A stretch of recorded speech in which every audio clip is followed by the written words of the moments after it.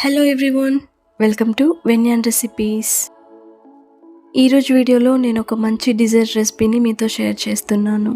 కేవలం మూడు వస్తువులతో చాలా టేస్టీగా చేసుకోవచ్చు. అదెలానో ఇప్పుడు చూసేయండి.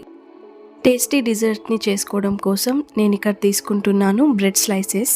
ఇక్కడ నేను మొత్తం 10 బ్రెడ్ స్లైసెస్ని తీసుకుంటున్నానండి. అవి చిన్న సైజ్వి. ఇప్పుడు వీడియోలో చూపిస్తున్న విధంగా ఇలాంటి ఏదైనా ఒక మూతను తీసుకోవాలి. ఇప్పుడు ఈ మూతను ఒక బ్రెడ్ పైన పెట్టి ఇలా గట్టిగా ప్రెస్ చేసుకోవాలి. ఇప్పుడు నిదానంగా తీసినట్లయితే బ్రెడ్ అనేది రౌండ్గా కట్ అయి ఉంటుంది. ఇప్పుడు ఇందాక చూపించిన విధంగానే సేమ్ మరో పక్కన కూడా చేసుకొని తీసుకోవాలి. ఇలా మనం తీసుకున్న అన్ని బ్రెడ్లను కూడా మూతతో గుండ్రంగా కట్ చేసుకొని తీసుకోవాలి. నేను ఇక్కడ వీటిని కొంచెం చిన్న సైజులో కట్ చేసుకుంటున్నాను కాబట్టి ఒక బ్రెడ్ లో 2 పీసెస్ వచ్చేలా చేసుకున్నాను. మీరు కావాలనుకుంటే ఒక బ్రెడ్ లో ఒక పీసే వచ్చేలాగా ఒక గ్లాస్ తో కట్ చేసుకున్నట్లయితే సరిపోతుంది. మీరు వీటిని కుకీ కటర్స్ ఉంటే వాటితో అయినా కట్ చేసుకోవచ్చు. ఇప్పుడు ఏదైనా ఒక పాత్రను తీసుకొని అందులోకి 1/2 కప్పు దాకా పంచదారను వేసుకోండి. ఇలా తీసుకున్న పంచదారలోకి 1/2 కప్పు దాకా వాటర్ని వేసుకోవాలి. ఇక్కడ ఈ రెసిపీ కోసం మీరు పంచదార క్వాంటిటీని పెంచుకున్నా పర్లేదు, కానీ వాటర్ క్వాంటిటీని మాత్రం ఇంతే ఉంచుకోండి. ఇప్పుడు ఈ పాత్రని స్టవ్ పైన పెట్టుకొని స్టవ్ ఆన్ చేసి ఈ పంచదార అంతా కూడా కరిగిపోయేలా కలుపుతూ ఉండాలి.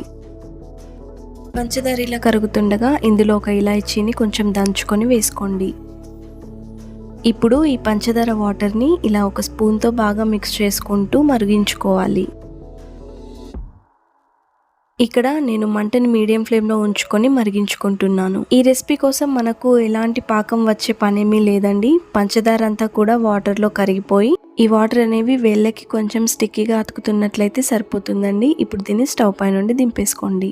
ఇప్పుడు స్టవ్ పైన వేరొక ప్యాన్ పెట్టుకొని దాంట్లో డీప్ ఫ్రైకి సరిపడా ఆయిల్ని వేసుకొని బాగా కాగనివ్వాలి. ఇలా బాగా కాగిన నూనెలోకి మనం ముందుగా కట్ చేసి పెట్టుకున్న బ్రెడ్ ముక్కల్ని వేసుకోవాలి. ఈ బ్రెడ్ ముక్కలు ఆయిల్లో తొందరగానే వేగిపోతాయి కాబట్టి వెంటనే వీటిని 2 వైపులా కూడా చక్కగా కాల్చుకొని తీసేసుకోవాలి. ఇక్కడ మీరు గుర్తుపెట్టుకోవాల్సిన విషయం ఏంటంటే, మీరు ఆయిల్లోకి బ్రెడ్ ముక్కల్ని వేసే ముందు ఆయిల్ బాగా కాగి ఉన్నట్లయితే బ్రెడ్ ముక్కలు అనేవి ఆయిల్ని పీల్చుకోకుండా ఉంటాయి. అలానే బ్రెడ్ ముక్కల్ని ఆయిల్లో ఎక్కువసేపు కాల్చుకున్నట్లయితే అవి తొందరగా మాడిపోతాయి కాబట్టి గరిటెతో వాటిని 2 వైపులా తిప్పుతూ చక్కగా వేయించుకోవాలి. ఇలా వీడియోలో చూపిస్తున్న విధంగా బ్రెడ్ ముక్కలు గోల్డెన్ బ్రౌన్ కలర్ లోకి వచ్చిన తర్వాత వీటిని తీసి వేడివేడిగా పాకంలోకి వేసుకోండి. పాకంలోకి వేసుకున్న తర్వాత ఈ బ్రెడ్ ముక్కల్ని 2-3 సెకండ్ల కంటే ఎక్కువగా ఉంచకూడదండి. ఎందుకంటే ఇవి క్రిస్పీగా ఉండకుండా మెత్తగా అయిపోతాయి. ఒకవేళ మీకు మెత్తగా తినడమే ఇష్టం ఉన్నట్లయితే మీరు అలా అయినా కూడా చేసుకోవచ్చు. చాలా బాగుంటాయి. ఇక్కడ నేను కట్ చేసినట్టుగా బ్రెడ్ పీసెస్లని గుండ్రంగా కట్ చేయకుండా మీరు మీకు నచ్చిన షేప్లలోకి కట్ చేసుకోవచ్చు. మనం ముందుగా వేయించుకున్న బ్రెడ్ పీస్లకి పాకాన్ని చక్కగా పట్టించి తీసుకున్న తర్వాత ఇప్పుడు సెకండ్ బ్యాచ్ని కూడా వేసుకొని చక్కగా పాకాన్ని పట్టించుకోవాలి. ఇక్కడ వీడియోలో చూస్తే మీకే తెలిసిపోతుంది కదండి, బ్రెడ్ పీసెస్లకి పాకం చక్కగా పట్టుకొని ఎంత బాగా క్రిస్పీగా కనిపిస్తున్నాయో, ఏ మాత్రం మెత్తగా లేకుండా చాలా బాగున్నాయి. ఇప్పుడు వీటిని బయటికి తీసి సర్వ్ చేసుకోండి. వావ్, ఎంత బాగున్నాయి! చూస్తుంటే నోట్లో నీళ్ళు ఊరుతున్నాయి కదా.